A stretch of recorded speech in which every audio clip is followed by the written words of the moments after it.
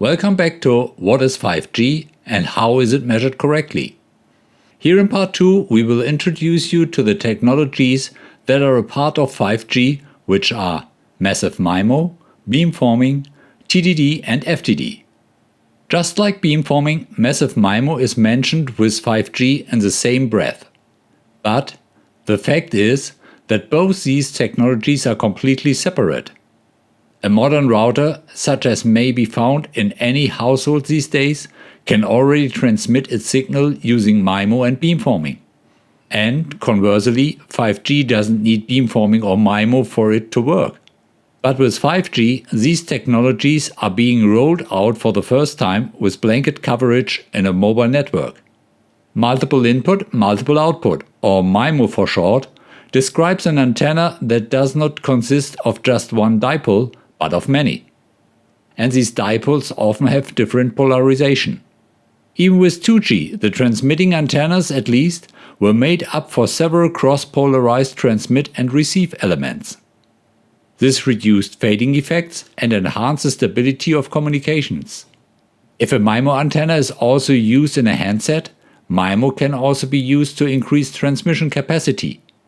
Beamforming has the same physical requirement as MIMO, that is, an antenna that consists of several antenna elements. By feeding the output signal of the various antenna elements with different phases, it is possible to influence the antenna diagram or pattern. Without any mechanical movement, it is possible in this way to sweep the antenna or to change the directional characteristics.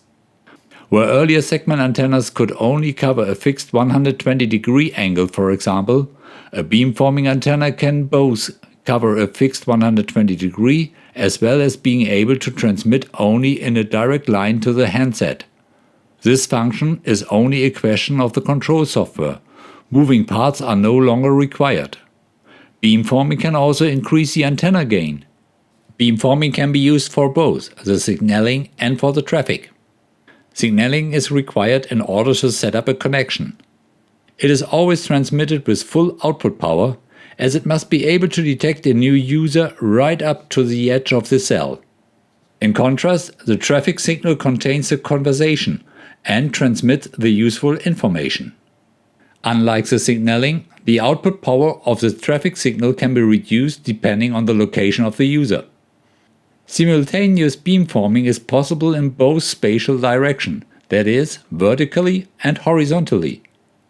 Particularly when in tilt mode, the antenna can cover much wider areas with the vertical axis than when it is in fixed 120-degree mode.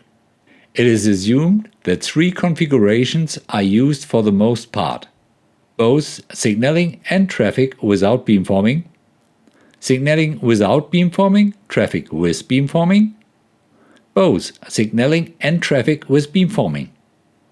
FDD and TDD. In the early years of mobile communication, it was usual for the uplink, the signal from the handset to the base station, to use a different frequency than the downlink. This is shown here by channel 1 and 2. In each radio frame, there are 10 subframes available for the uplink and 10 for the downlink. This technique is called frequency division duplex, or FDD for short. Experience has shown, however, that the uplink is used much less than the downlink. A lot of capacity or the frequency band is therefore wasted. For this reason, more modern systems are making ever-increasing use of time division multiplex technology, TDD for short. Here, the handset and the base station transmit on the same frequency but at different defined times.